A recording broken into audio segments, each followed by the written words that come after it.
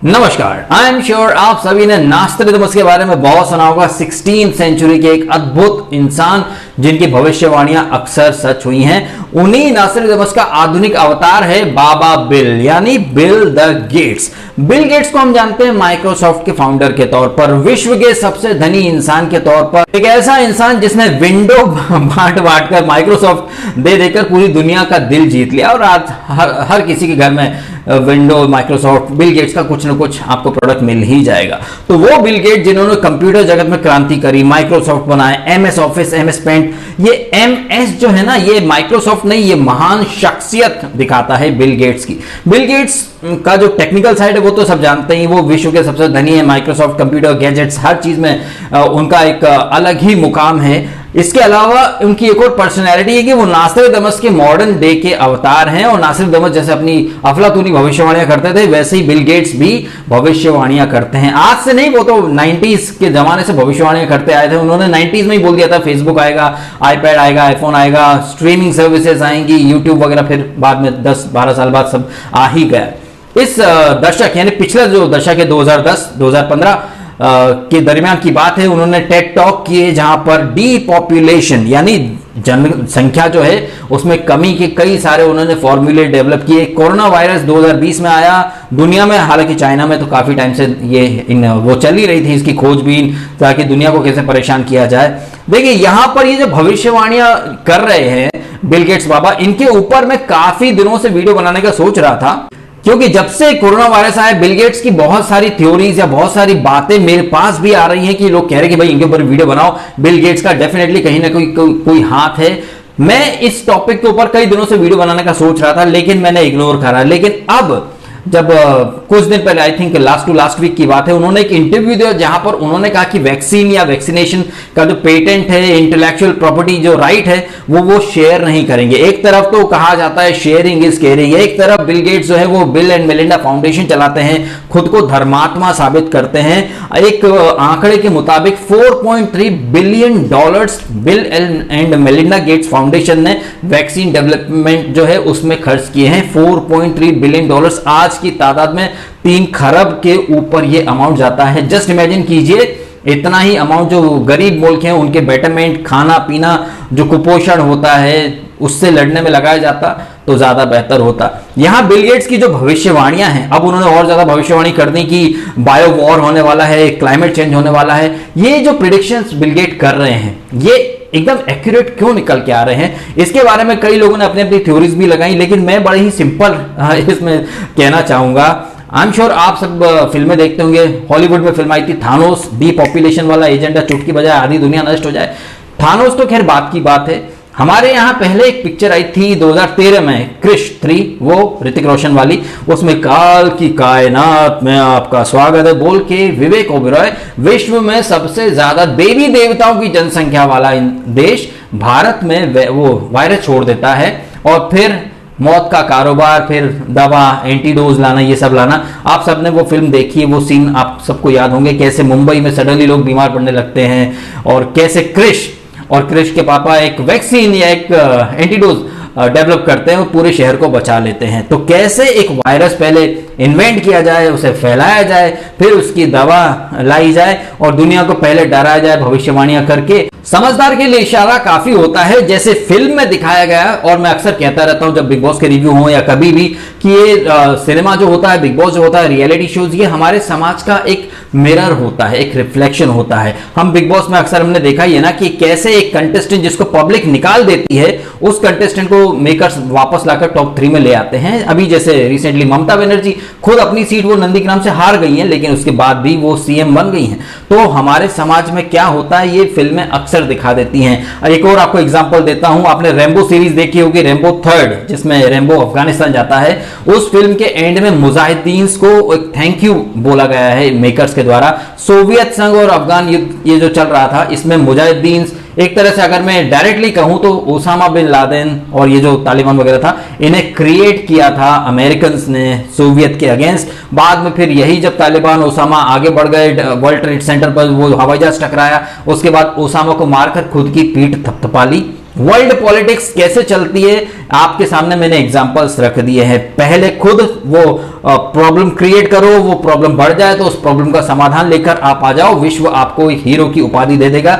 Same is happening with mister Bill Gates. पहले भविष्यवाणियां की और अपनी एक बी टीम को लगा दिया, वैक्सीनेशन वगैरह सारी चीजें इजाद करो। 4.3 बिलियन डॉलर्स, इतना अरबों खरबों का रुपया वैक्सीनेशन डेवलपमेंट में आपने लगाया।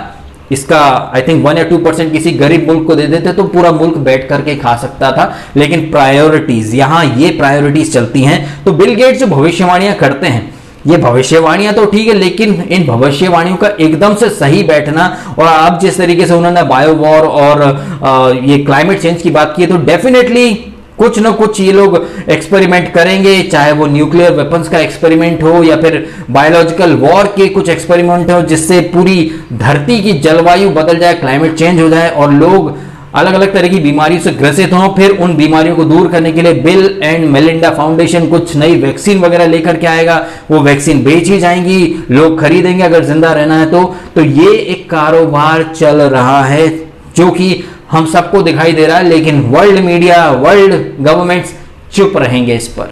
कोई भी सच्चा पत्रकार या कोई भी सच्चा मीडिया हाउस ये खबरें आप तक कभी नहीं लेकर के आएगा। अभी मैंने बाबा रामदेव का एक क्लिप देखा जहां पर वो कह रहे हैं कि रेमडेसिविर तो इबोला की दवा थी, स्टेरॉइड एंड रेमडेसिविर ये सब देकर के रोहित सरदाना को मारा गया। तो ये इस बारे में खुद मीडिया हाउसेस बोलने से कतरा रहे हैं। वो आज तक जो तमाम चीजों की रिपोर्टिंग करता है, अद्भुत, अकल्पनीय, अविश्वसनीय टाइप की रिसर्च वगैरह करते हैं, तमाम मीडिया हाउसेस, तमाम बड़े बड़े पत्रकार, तमाम बड़े बड़े नेता, तमाम बड़े बड़े एनजीओ यहां चुप हैं। कोई भी नहीं बोल रहा कि इबोला की दवा थी ये रेमडेसिविर, जिसके इतने साइड मेजर इफेक्ट होते हैं, ऑर्गन्स फेल हो जाते हैं। तो आप देख लीजिए यहां चल क्या रहा। बिल एंड मेलिंडा गेट्स जो फाउंडेशन था है, अभी हालांकि डिवोर्स हो गया मेलिंडा का, लेकिन ये जो फाउंडेशन है ये दुनिया भर की सरकारों को डोनेशन देते हैं, चंदा देते हैं। तो सरकार तो ऑलरेडी जहां पना तो सिगरेट तोहफा कबूल करो। ऐसे में बिल गेट्स, बिल बाबा जो भविष्यवाणियां करते हैं वो भविष्यवाणियां हैं या उनकी प्लानिंग है, इसके बारे में आप खुद ही तय करें। मैं अपना वर्डिक्ट या ओपिनियन किसी पर थोप नहीं रहा हूं, मैं तो बस डॉट से डॉट जोड़कर जो एक चीज सामने निकल करके आई है, अगर बिल गेट्स इतने ही धर्मात्मा हैं और वो दुनिया की इतनी ही फिक्र है, तो फिर वैक्सीन का फॉर्मूला वो शेयर क्यों नहीं करते पूरी दुनिया के लोगों के साथ। उनका जो इतना जो बिलियंस एंड ट्रिलियंस का उनका वर्ल्ड के सबसे रिचेस्ट इंसान जिसकी जेब में पूरी दुनिया की पावर है, वो अपना जो फोकस है वो डिस्ट्रक्शन पर क्यों लगा रहे हैं, लोगों की बेटरमेंट पर क्यों नहीं लगा रहे हैं, समझ से परे है। क्या पता भाई, जब आदमी, हाँ अक्सर सुनते रहते हैं इल्यूमिनाटी और ये तमाम लोग चीजें, ये एक्चुअली में एग्जिस्ट करती हैं। जिस तरीके से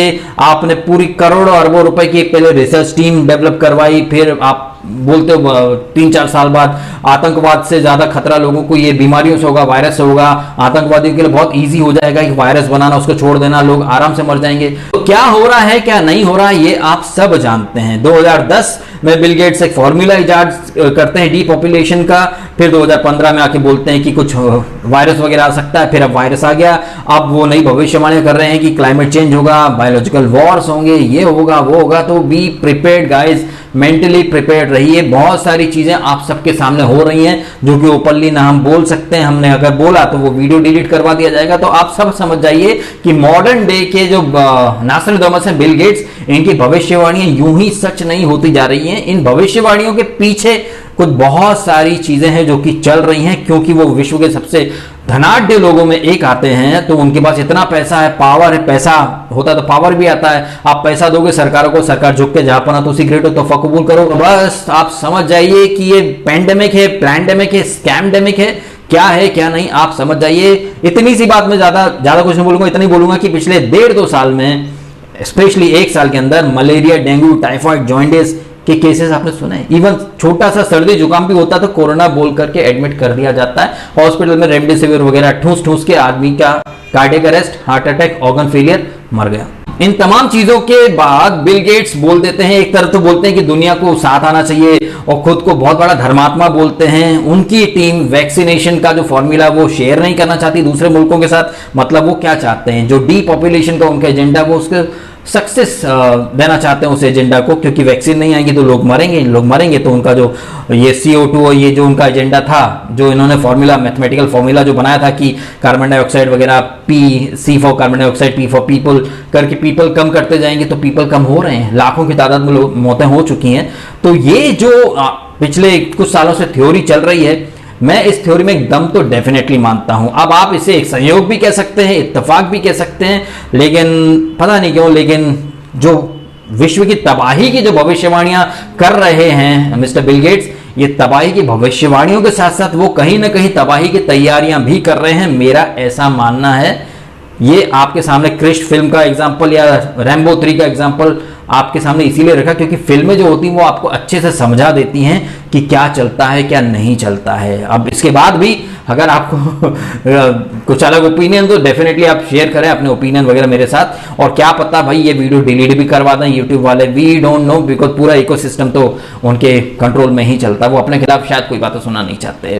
चलिए इस नोट पर वीडियो मैं खत्म कर देता हूं। आपने समय निकाला, वीडियो देखा, आपका बहुत बहुत धन्यवाद। अपना अपना ध्यान रखिए, प्लीज पैनिक मत होइए, और जितना हो सके योग वगैरह कीजिए, गर्म पानी वगैरह पीजिए, कम से कम जरूरी नहीं हो तो कम से कम भीड़ में जाएं भाई। और आप समझ जाइए, एक बार अगर हॉस्पिटल गए तो ठूस ठूस के इंजेक्शंस, मतलब ऐसे रिएक्शन हो जाते हैं बॉडी में कि आदमी फिर चला जाता है। तो प्लीज अपनी सेफ्टी साथ लेकर के चलिए, अपनी जिम्मेदारी समझिए, सरकार वगैरह के भरोसे मत बैठिए, अपनी खुद की परिवार, अपनी प्रोटेक्शन आप खुद कीजिए। Thank you so much.